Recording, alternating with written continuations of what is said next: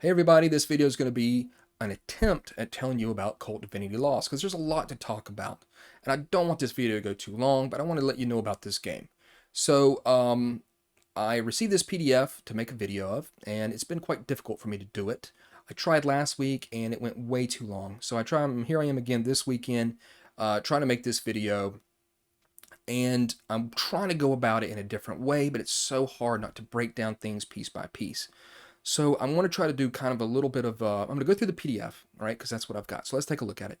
I want to try to just do this overview of what it is, and that's like what the channel's about. And sometimes it's difficult for me to not break everything down, and instead of just doing an overall view of what this game's about. So let's try to do that here. It says that it is a contemporary horror role-playing game. It's originally Kult back in 1991. I never played it. I didn't know what it was about until I read this book. This is the 4th edition of Kult. It has a completely new rule set, one that I believe is powered by the Apocalypse engine, which I'm not 100% savvy with, I guess you could say. So what this game does is it uses 2d10. You roll the dice, you add in your modifiers, and based off how high you roll, you as a player, your character now gets to possibly change the narrative of the story or have options that the GM is then going to have to correlate to their story. So this is a bit of a narrative game. That right there might not be for everybody, okay? A lot of it is based off just your roll. The GM does not make any dice rolls in this game because they have a story they're trying to tell, and whether or not that they have some sort of dice roll that's going to affect their story, it doesn't fit with this game, with what it's trying to do. So that right there might stop people from playing the game. Yes, it has mature themes, some of the worst that I've seen written in a book. The art is not extremely graphic or anything like that, but I do see the game as being something you could play without a lot of that stuff. So that's not 100% a thing that could stop people, because I do believe that there's things that you could pull back on. But I think the very first thing you need to do with this, if you want to check out Kult Divinity Lost, is you're going to go on their website. I'll have a link down in the description, not only to pick up the PDF, but to their website if you want to pick up the book. There's a couple different versions of it, and one of them is a cool looking like black Bible version of it. Is to look at their adventures, okay? The adventures are going to show you what they're trying to do with the story for this game, how your stories might be, some of the themes that are in them, some of them, yes, very brutally mature, okay? And that might not be for everybody. And take a look at the adventure and see if it's going to be something that you might be interested in or your players might be interested in. So I see this game as, in 2023, we've got this. We've got role-playing games. And role-playing games, in my opinion, are a niche of just games in general. And then if you are not playing a fantasy game, you are another niche. Okay, so we're already 2 niches, and now we've got a 3rd niche, which is the horror genre. And then we've got a 4th niche, which is pushing a lot of these mature themes. So it has a lot, in my opinion, of things working against it, okay, in this modern age right here. I just simply don't know, I could be completely wrong, that if this type of game is popular right now. So while this has got great production value and a ton of work has gone into it, it's got gorgeous art and amazing layout, I simply don't know where and how much the audience is for it. And it's going to be really on a group by group basis, whether or not you even try to learn the game, play the game the way that they tell you to try to play it, and then enjoy what this game's got to offer. But let's take a look through it. So here's the back of the PDF. It's got the spine. Here's the cover. I think all the art in it is very cool. It's very good. I do like kind of religious aspect type games, or games that kind of play with demons and, beings, angels, stuff like that. This PDF, I think, has got a bit of a small file size, so some of it looks a little bit pixelated, but I'm certain the book itself looks great. Here's a red page, and then it's going to talk about a lot of the mature themes down there at the bottom. You can read those. I'm not going to read those out. They're fine, if you want to not do them. Or they're fine if you want to try to push your players and push yourself to try to delve into some of these dark things. So here is the table of contents. The first book, 1, The Lie. It's going to give you a brief overview of what's going on in the game and how it's played, the archetypes for what type characters you can play, the character traits, and then ultimately more about the player character. The next section is called Book 2, The Madness. This is a fantastic section because they are trying to not only teach you about how to do a role-playing game, but how to do it in this setting, how to use disadvantages, dark secrets that the characters have, something called an intrigue map, and breaking down kind of like your first session, a lot of other influences that are happening inside the story of the game. And so this is a very good section about how to kind of get your mind in the mood and in the mind space, the headspace of what this game's all about. And then you've got the truth. And the truth is going to be a big section about what's going on in the story, in the plot, a lot of the movers and shakers, a lot of the terrible creatures that are there. And this game does remind me, again, it reminds me of The Matrix, it reminds me of Dark City, and it reminds me of Hellraiser.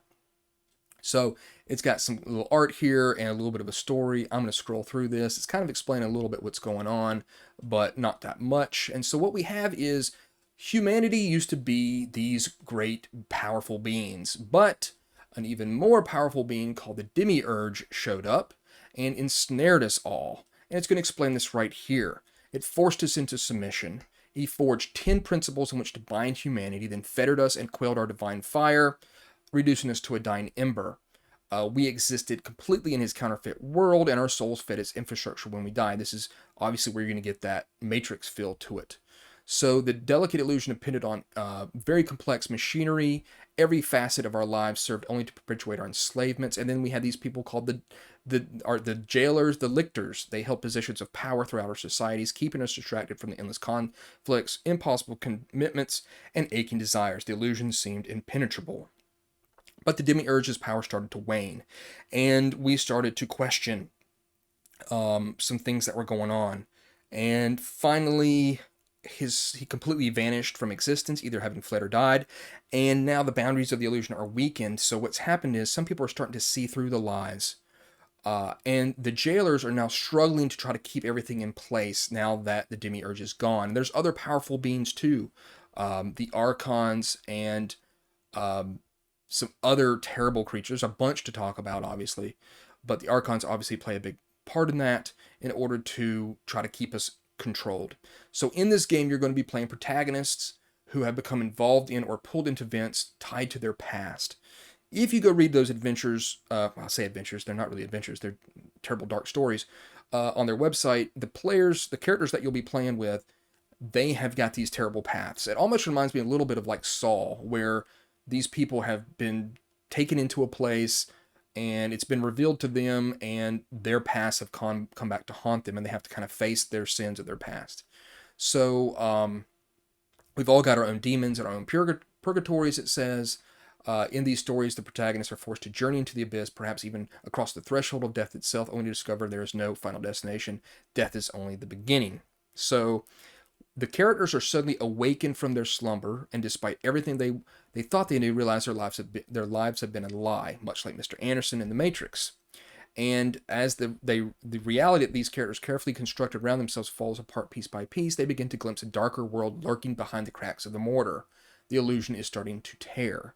So they're going to confront these terrible horrors, and they're going to maybe make pacts with sinister entities to elude even darker forces and glimpse the truth that renders their past lives meaningless, and experience both the sweetness of victory and its rotten aftertaste. So it's going to tell you about role-playing. It's going to tell you about rules, the moves, and rolls. So you're going to roll 2d10, add up some modifiers, and the higher you get, the more you're able to influence the story. This is a narrative type game. The GM does not get to roll dice. That might be a stopping point for some people. I've never played a game where the GM doesn't get to roll dice. But it says here, certain actions the players may wish their characters to frequently undertake are described as moves and require following the instructions outlined in the rules whenever they're carried out. And again, it explains about the 2 dice, the 2d10, some simple arithmetic, and consulting the specific moves text for the outcome depending on the result. And here is one of them now, influence others. So this is almost like a game of keywords where you're going to say, I'm going to try to use influence other.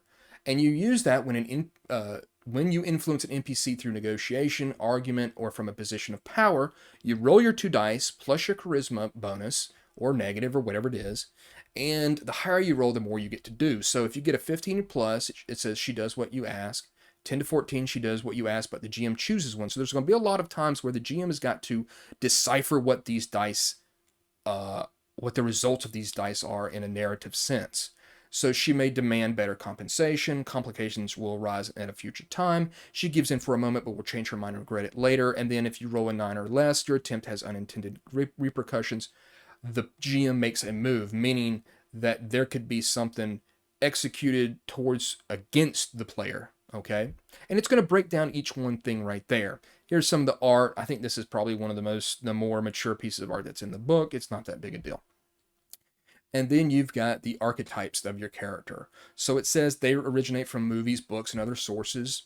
And there's a bunch of them. And I'm going to go in, and it's going to show you here how you choose an archetype, how you make one freehand, and then the preparations for that. So you've got like the academic, okay? And so you're going to choose the occupation from the list below. So it could be like a professor, a student, PhD, candidate, a teacher, so on. They get one dark secret. Choose one or more dark secrets. And here's some suggestions. Maybe forbidden knowledge, a guardian. There's some sort of occult experience they've had. They've returned from the other side, a strange disappearance. And then they choose 2 disadvantages: nightmares, obsession, phobia, repressed memories, rationalist, stalker. And then they get to choose 3 advantages: academic network, authority, elite education, a collector, data retrieval, expert, occult studies, or an elite sport. And these are going to help, give their characters a bit of a boost. So you've got these attributes here, and you're going to assign modifiers to them: +2, +1, and +0 to 3 passive attributes: fortitude, reflexes, and willpower. And then you'll assign modifiers that you see there, I'm not going to list them all, to some other 7 active attributes. You're going to have your looks for your character, the name, and then relationships that you're going to have with other people. You've got the agent, and it's going to be the same thing. So you're playing normal humans, but these are awakened characters. They have awoken up from their slumber of the illusion of what's going on from the demiurge, and they are now starting to see through the lies. And these advantages are going to give them some abilities that are going to help them with that. And of course, their dark secret is going to be that kind of ties them back to their sins. The Avenger, the Broken, the Careerist, the Criminal, the Cursed, the Deceiver, the Descendant, the Detective, the Doll. So there's a lot, obviously, you can see. The Drifter, the Fixer, the Occultist, the Prophet, the Ronin, the Scientist, the Seeker, the Veteran, and then here's the Sleeper, if you want to play with a weaker aware character. So you've got aware PCs, the ones that have a little bit more knowledge of what's going on, and there's sleeping PCs, pretty much everyday people. Pretty much Mr. Anderson before he realized that something was strange. And so you've got your character traits here, list of disadvantages. A lot of these are going to be straight things like you can control animals, you have aseptus lead, you are good in a tight spot, access the dark net, you know how to access and search the dark net abyss. Backstab, you are dangerous when you attack unprepared victims. And so there's a bunch of advantages here, as you can see. So a bunch of disadvantages, advantages, and dark secrets. So some of these might be like a chosen one, or you're cursed, or a family secret for these dark secrets. And I like how they give you a lot of suggestions. So like victim of a crime, get revenge on the perpetrator, find out why it happened to you, stop similar crimes. And then overcoming your disadvantages, acquiring disadvantages. And what you're going to have here is you're going to have, whenever these things are, so like here, let's look at drug addict. You are addicted to hard drugs. Name at least one. In the first game session, whenever you have been using or have the opportunity to use, these things kind of get invoked against you. So you're going to roll +0, and then it says 15 plus, you're in control of the urge for now. 10 to 14, the GM takes one hold. And so we'll read that. It says the GM may spend hold to make a move for your addiction. For example, you cannot resist using the drug, run out of drugs, become indebted to a dangerous person, put yourself in danger while under the influence of drugs, or ruin something important to you, like a relationship, while under the influence. So again, that's where this narrative back and forth is going to happen. So you make that roll, and then the GM is going to alter and change the story based off what you rolled to fit into their story. And it's going to be like that throughout all these dark secrets here. And advantages are going to be kind of the same way. Once you put yourself in this situation, whenever you make a show of being the boss, like an awe-inspiring, You're going to roll plus your charisma, and what you get is going to be beneficial to you unless you roll poorly. Like if you roll a minus, 9 or less, people feel like you're the leader, but one of them tries to challenge you for it. The GM makes a move, meaning the GM makes a move against you. So there's a lot of cool ones here, and it's interesting because you're going to have these kind of keywords, and then you're going to look for opportunities where you're going to be able to kind of invoke these keywords whenever the occasion arises. So there's a bunch of them. A lot of the book looks like this. I do wish that where it says like artifact and bound, I wish that color of those words were just a little bit brighter. I wish it was like white or something like that, just to be able to see it a little bit easier. But it's all well and good. And some of these are a little bit different. They start to, like Voice of Pain. The first time you're seriously or critically wounded by an opponent's attack, you gain insight from your pain. So a little of them they're starting to get a little bit supernatural, like Sixth Sense and stuff like that. But a lot of them are kind of still based in kind of reality. And then you have some that are not associated with any attribute, and these can be very good with things like hardened. You take +1 on going to endure injury. Again, that's going to be another move you're going to make whenever you take an injury. You're going to try to endure injury. So a lot of the game, again, is light with these keywords. So again, talking about the different attributes, how moves work. So these are the player moves, and these are the ones you're going to have. They're available to all PCs, not like the advantages and stuff like that that are unique to your character. So you're going to try to avoid harm. You're going to endure an injury. You're going to try to keep it together whenever there's some sort of traumatic experience or psychic influence or supernatural forces around you, kind of like your sanity check. You're going to act under pressure when something's risky or trying to avoid danger. Here's a bunch of examples of those, things like first aid or staying hidden, chasing. These are kind of basic things about what your character's going to try to do: climbing or driving, lying or lockpicking, engaging in combat. And this is one thing that's a little bit, I wish there was a little bit, this section all kind of to itself, just how to do combat, because it's kind of spread apart on different areas of the book. But this is the main thing you're going to do, is engage in combat here. And it's going to show you, quite easily. So you're going to roll your dice plus violence. You inflict damage to your opponent and avoid counterattacks. Very good if you get a 15 plus. 10 to 14, you inflict damage but at a cost, and the GM is going to choose. You're subjugated to a counterattack. You do less damage. You lose something important. You expend all your ammo. You're beset by a new threat. You'll be in trouble later on. Or if you roll below 9, your attack doesn't go as anticipated. You might be subjected to bad luck, miss your target, or pay a high price for the assault. Again, the GM is going to have to figure out exactly what they're going to do to you to help fit their story. Influence other, read a person, observe a situation, investigate, helping or hindering, and see through the illusion. Again, if you think about it, all those moves there really encompass everything that your character can kind of do just in a basic human doing what they're going to be trying to do.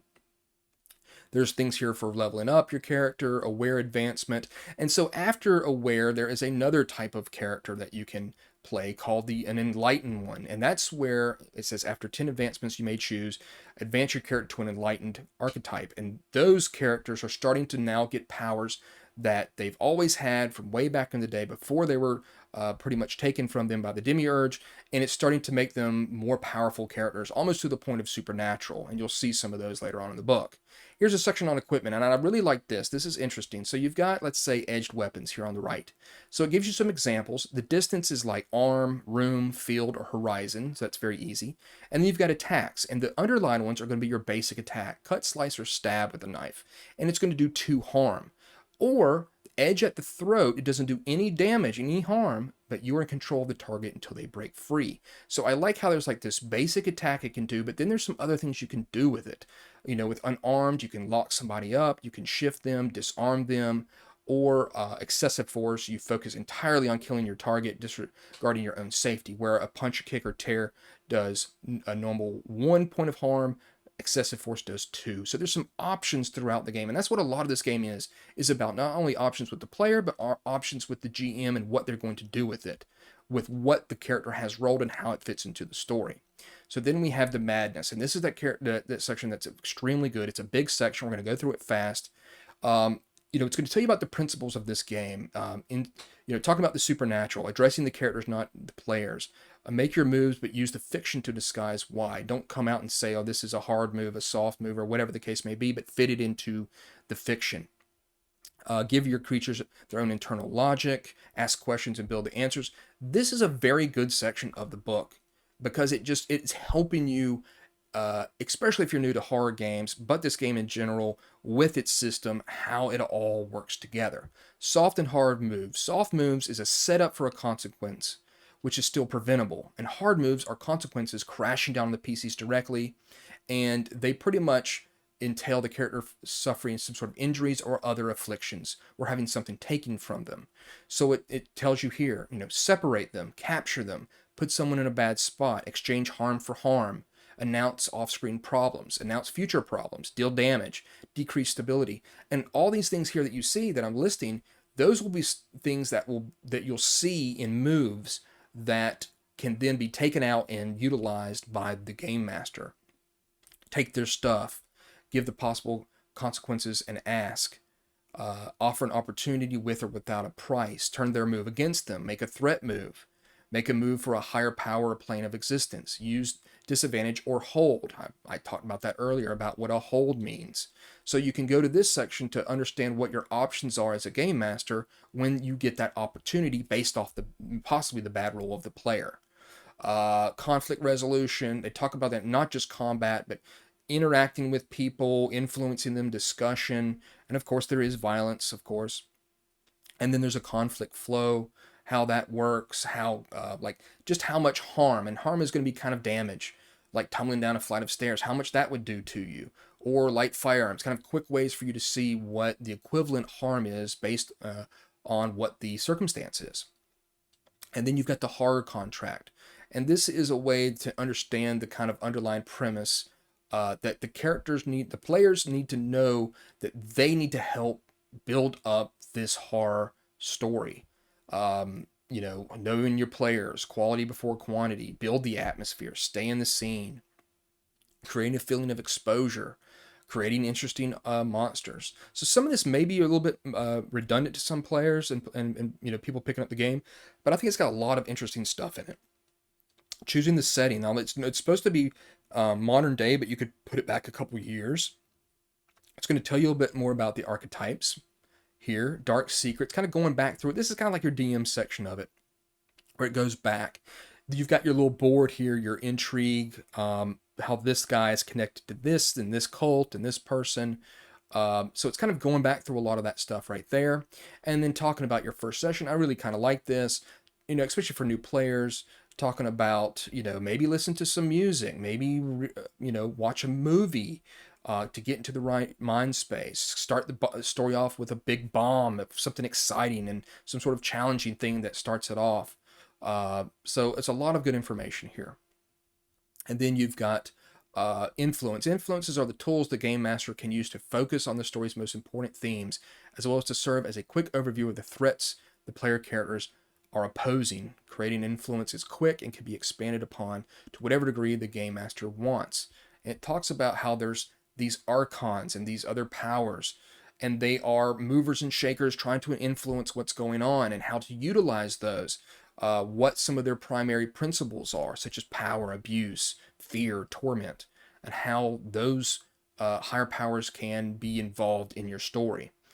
A lot of them have unique moves, and a lot of those could be something that's kind of like magical or supernatural powers. A lot of them have much more wounds than someone else, a normal person has.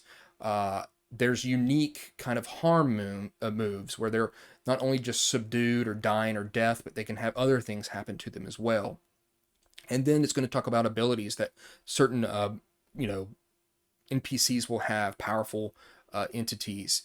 And these are just pretty much powers. I mean, it's pretty easy to see. They can alter dreams, maybe, or they have a monstrous form. Maybe they regenerate one wound each minute of story time. They are shapeshifter. They have tough skin, or they stink. So again, a lot of this game to me is a lot of keyword type applications and unique moves here when it comes to combat or influence. A bunch of different attacks to do with weapons, because you are not, as a game master, going to be rolling to hit your characters. You're simply going to say, they're shooting you, this is what they're shooting at you with, and then the players are going to have to make their rolls to survive those situations. And then it talks about then downtime. And the intrigue map, again, how stuff branches off and connects to other things. What happens when the character dies and the story's ending, how to construct a scenario. So these are all very helpful things. And then the biggest section is the truth. Beyond the Veil, the Archons and the Death Angels, which are kind of like the death, like you think the Archons are bad, but the Death Angels are even worse. Kind of mirrored, terrible versions of the Archons. And so you've got the Archons here. It breaks them all down, and these can be big characters in your game. Here's the Death Angels, the same thing. And this is where this game starts to get into its kind of meta plot, its big storytelling, and you can either look at this very superficially, just play the adventures that the stories that they've created on the website, or if you want to really delve into this dark story here, really embrace these beings and make them true villains in your stories. So let's look right here at the Borderliners. Now I think this is very interesting because they're big, I guess you would call them stat blocks. But if you look here, the Borderliners, they're a distorted human. They have no abilities. It has their stats.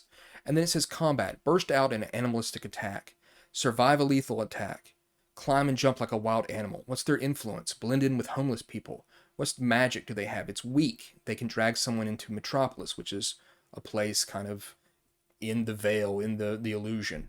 And then it says the attacks. Borderliners usually burst out in violent attacks when they are threatened or hungry. They fight like wild animals, howling and snarling while feasting on the flesh of their fallen foes.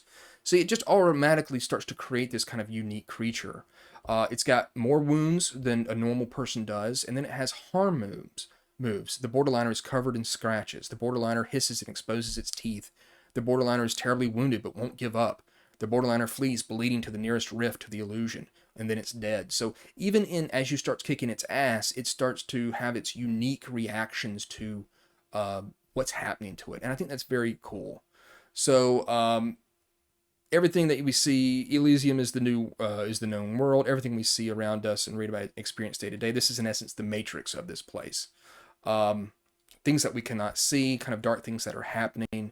And then a lot of these sections here is going to be talking about each individual area, the servitors, the lictors, the people that are trying to hold us back, their special abilities, combat, influence, magic, their attacks, their harm moves, what happens to them when they take a harm move, and then some great art as well. And so a lot of these things are going to be like either normal creatures, like normal, no, not just creatures, but people, NPCs you might come across, like a police officer, a gang member, or a civilian. Maybe some of the enlightened that you may come across that have some powers. And then you're going to have more information here about the different types of groups of people, the different areas, what cults they may have, what type creatures those areas might have. And you can see some of this art, and it does remind me a lot of Hellraiser. Sexuality is a key. It obviously plays a part in this game as well, and you don't have to really delve into those things. The creatures are going to be in different areas, and so right here, like Beyond the Dream, there's a dream world that is powerful as well with its own entities and beings, as you can see right here. She's extremely powerful. You have creatures that sometimes don't have stats that can be a little irritating to people, but they're just so powerful, there's no way you're going to be able to actually deal with them. At least with these things, they do give you the opportunity to face them, but they are going to be truly, truly horrific. It's in essence you going up against Pinhead and how that would be. So you've got, kind of skip past that, you've got the underworld, and it's going to have, of course, as it goes down, you're starting to get into the area of the Death Angels here. Some very strong beings are going to be down here, the different cults, the different creatures, incredible art, as you can see. With just extreme powers, but I love the art. I think it's fantastic. And Metropolis is humanity's primordial home. So cool information here about that. The citadels, the oubliettes, the wonders of the Metropolis, the different cults, the different creatures, and you can see from the art. I mean, look at that thing. It looks incredible. You definitely don't want to mess with them, and he's got some sort of gut problem there going on. But look at this monster. I mean, it's not only like, look at this thing, but then when you read about it, it truly gives you a sense of what they're all about.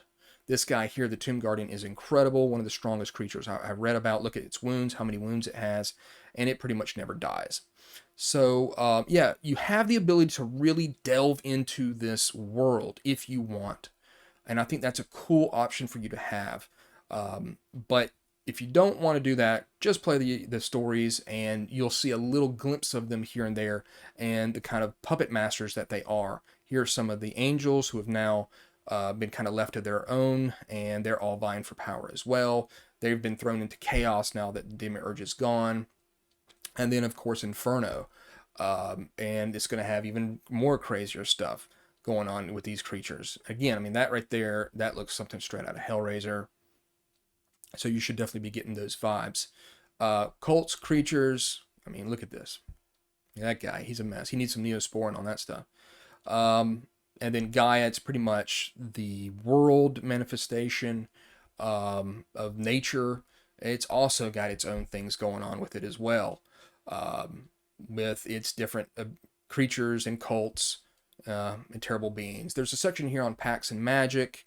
It's okay. There's not a whole bunch of magical stuff. There's some crazy magical artifacts that are very interesting. The DVD disc is kind of definitely reminds me of the movie The Ring, in which it's going to show some terrible scenes that could, of course, kill you or suck you into something that destroys you. A little bit here about magic, but not a huge section. A little bit about playing a magician, and then the awakening, becoming an enlightened character. And that's where you're going to have these archetypes like the Abomination and the Death Magician, the Disciple, the Revenant, and their abilities. And if you start reading these abilities, you'll start to notice that some of them are definitely starting to get into the realm of the supernatural. Commanding voice, dark vision, dark aura, immunity to like different types of elemental effects. You can manipulate the illusion. You can manipulate people's minds. You're very quick. You can regenerate. Telekinesis. You're unnaturally strong. But then they have these limitations. Of course, these are things that might be like bloodthirst, where you have to drink human blood, obviously trying to turn you into what we would know as a vampire, kind of in our lore, in the fiction that we have in our world. And then the Awakened. The Awakened are going to be even more powerful. I know I said that earlier, but that's the wrong thing to say.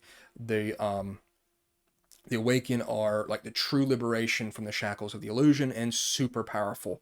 And that's where this book does not even touch on them. It says in a standard Kult Divinity Lost game, it is not suitable to play Awakened characters, but they may very occasionally appear as NPCs. So way beyond what you can have. But there is the index there, kind of breaking down. It's kind of a weird one. It's kind of already broken down into sections. It's not like a full index, just A to Z. And then you've got different character sheets here, general character sheet, aware characters. That's where I erred before in the past. You're aware, enlightened. And you got the sleeper. And here's the enlightened character sheet. And then some player moves, like a little handout you can have there to help people with your those basic player moves. So I know this has been a long video. And in summing this up, I'm going to say this. This game is not 100% for me. It may not be 100% for you. But there are going to be certain groups out there that definitely want to delve into a game like this. It's going to push the envelope. You don't have to always push those mature themes, as much as, of course, the game would love for you to do that, and for it to kind of stand out as this great, terrible, mature themed game. Yes, it talks about a lot of stuff that's terrible in it.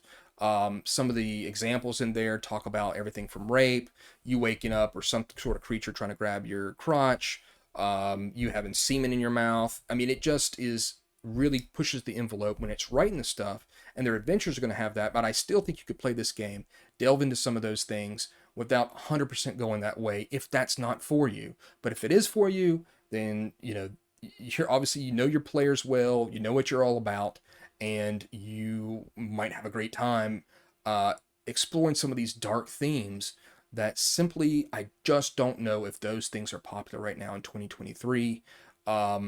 It's a niche of a niche of a niche of a niche. And yeah, back in the day when Vampire was out and some other games, it was kind of an edgy thing. It was something new.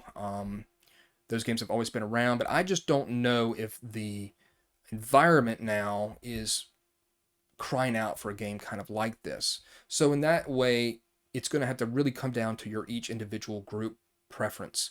Whether or not you're willing to spend time, a very small amount of time, if you just kind of play the stories and kind of do it on a superficial level, or if you really want to delve into this game, really be involved in what the characters, the all the stuff that's pushed back, pushed in this illusion that's all over humanity, these terrible beings and their forces that they wield, their puppet mastery that they have, and you could really delve really deep into this game.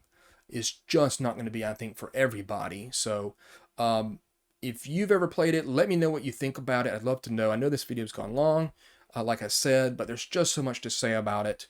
The system may not be for everybody. The mature themes might not be for everybody. Just it being horror might not be. But I think if those things all align with you and you want to try something a little bit dark, you know your players, I think you can have some fun with this game. But what do you think about Cult? Did you play it back in the day? How has it changed? How is this system?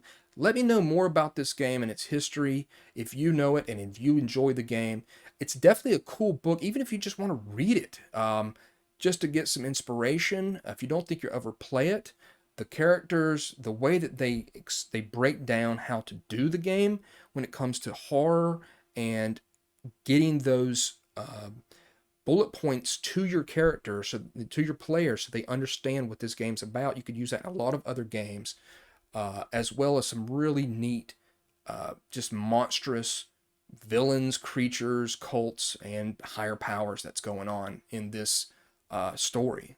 So if you like it, if you don't, you tried it, whatever the case may be, I'd love to know more about it. Leave a comment down below. I love responding to your comments. I try to do it all the time. And I know this is a little bit different than some of the videos I've done in the past, some of the games I should say. But what do you think about this game? Is it for you? Is it not for you?